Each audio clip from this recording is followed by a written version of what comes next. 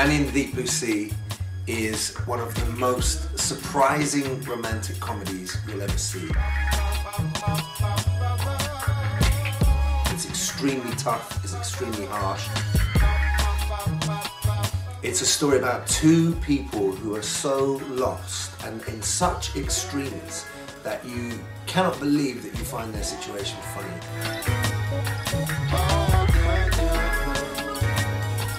It's a play about dangerous, vulnerable, romantic losers who refuse to lose.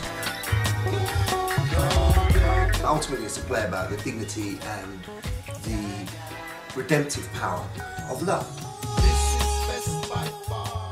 It's startlingly funny and very tender and very lyrical, just at points where you don't expect it to be. It's two great parts, real huge whopping challenges for actors and a whopping challenge for directors.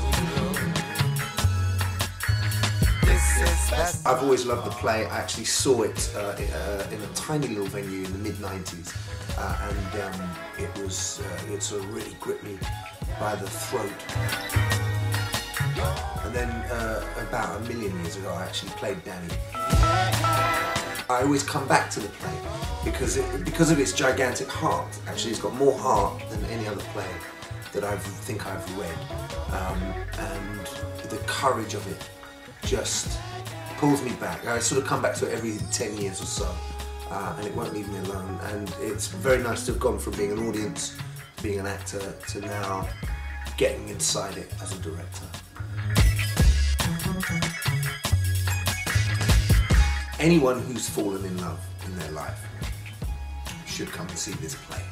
You'll never see such apparently contradictory extremes embodied in two people. I think there's some real poetry to this play that I don't think I hit when I was doing it, and I'd really like to explore that in some detail. How original the characters are with language, how intelligent their rhetoric can be. I think it's quite an epic play, despite the fact that it's only two people and it's very local in its setting and in its emotional geography.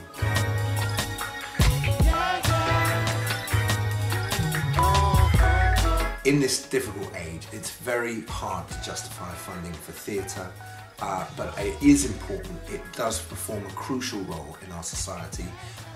We have an opportunity here to give voice to incredibly dispossessed and disenfranchised characters, people who are reaching for something, people who are trying to heal themselves. And I do believe that theatre still has a vital role to play in our communities. It can change people's lives. It just make people think, even if they follow those thoughts through. It can stop things. People can see themselves reflected, and that actually is more vital and more important than ever. Let's not be fooled by these cuts making us think that we have to prioritise one thing over the other. Get behind theatre, don't let theatre die.